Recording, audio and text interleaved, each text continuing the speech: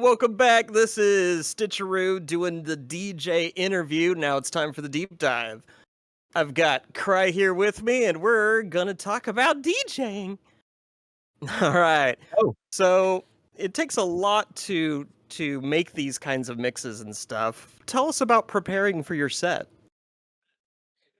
so the first thing that I always do is I set a very rough start and end BPM for my sets because so it it's very common, at least from what I can gather, to have a set that doesn't vary much BPM wise.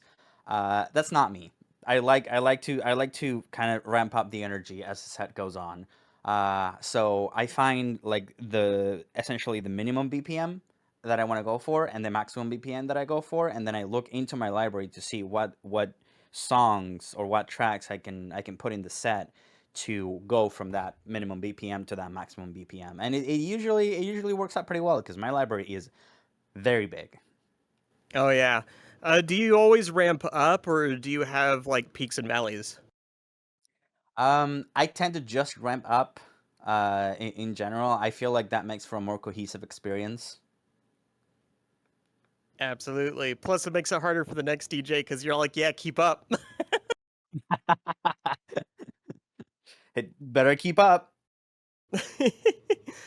So you said you started DJing in our previous interview about 2 or so years ago as a VR enthusiast. What was your experience within like the VR club scene, and do you have any experience outside of VR? So I've I've only so okay. I've only DJ'd in VR except once. I did DJ for the first edition of Argentina for Fiesta, which is a fur convention here in Argentina. Um, Oh, that cool. was my first and only, kind of quote unquote meet space like DJ experience. Every Meat other space. DJ appearance or any other time that I've DJ'd, it has been in VR. Uh, a lot of the time, clubs want you to send them a pre-recorded set, but if there is a chance for me to do it live, I would much rather do it live. I think that's a lot more fun. And if things go wrong, you kind of just learn from it. I think that's a cool experience to have. And when did you Um, start producing music? oh, I started producing music in a in a serious way back in 2015. I kind of started like fiddling around with FL Studio and stuff back in 2011, but I didn't really get much into it. But I have a friend that is kind of a sound engineering wizard. It to say the least. And he kind of pushed me to start music production like in a more serious way back in 2015. Cool. So with along Yeah. with your friend, what was some of your inspirations to become a DJ? So I started watching people DJing. There's this hardcore label from Japan called Hardcore 10OC. They make a lot of really cool like J-core slash hardcore music that I really enjoy. Um, and they have their own kind of event which is called Tano C Live, and they kind of go one after another. They DJ, they play their own tracks, they play other people's tracks from the label, and that looked really fun to me. Um, it was very appealing to me. It was really cool to see them, mix tracks from one to the other, having fun, hyping up the crowd, stuff like that. I looked at that and I was like, that looks fun. I want to do that. That's kind of how I started. Nice. And along with that, do you have people either in VR or outside of VR that you look up to for inspiration? Um, so in VR, Low Prob comes to mind. I think he's a genius. Prov. Uh, I love what he does. Love everything that he does. I think he makes some really cool stuff. Outside of VR, one of the DJs that I really like, what they do DJing specifically is again from this Japanese hardcore label, Hardcore Channel C. His name is Getty, like Getty. The Like the level of images. technical, yeah, the level of technical detail that that dude puts in his DJ sets is insane. He's really good at it. He's insane in my opinion. Killer. So when you're producing music, is your library kind of like a mix of songs that you find plus songs that you create, or is it entirely your own creation? Oh no.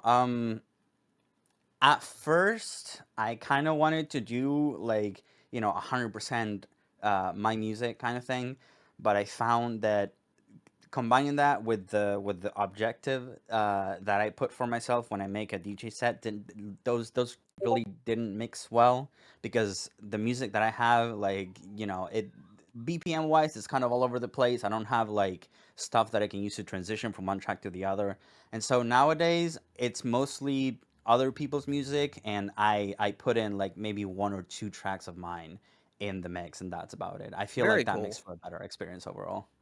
Absolutely. And plus, it takes so long to produce as well. Yeah. Oh yeah. It's a lot of work. Oh man. So along with that, you mentioned FL Studio. What are some more hardware and software that you use? Are you still on that DDJ 400? I'm still using the DDJ 400. I don't use FL Studio anymore. I switched to Ableton Live. It's more my speed in terms of workflow and stuff like that. I use Tractor for DJing. I love it. I know the DDJ 400 was made for record box, but I'm way more comfortable with Tractor, and plus I found a kind of like a bindings file online to make the DDJ 400 work with Tractor. I've been using that this whole time. It's very comfortable, very easy to use.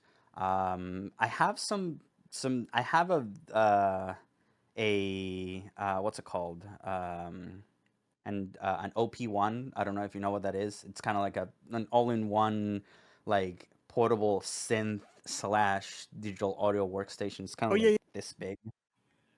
yeah. I love using it. It's MIDI, I right? don't make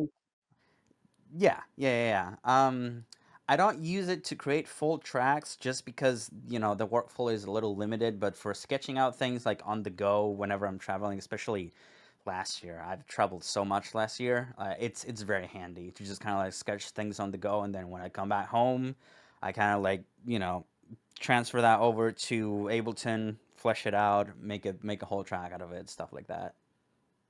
You It's get to very annoy handy. people on the train. I mean, I have my headset. I have my headphones. Like it doesn't really annoy people much. I mean, I will get the usual side eye, of course. Like, what is he doing? What is that? But that's the extent of it. Thankfully. Awesome. And I love to end these interviews on a question for people that may be looking at DJing and thinking, hey, how do I get into this crazy thing? What's a piece of advice you hmm can give somebody who's looking to start? Um. Wow, that is a really good question. Um. Don't worry too much about hardware at the very beginning. It's really cool to have like a a turntable and play around with it. If you can't afford it, you can use DJ programs without a controller. It is a little tougher, but I feel like it's a little more important to get used to the program first, kind of like see how it works, stuff like that, and then you kind of incorporate the controller into it once you can afford it. There's no right or wrong answer on what software to use, what controller to use.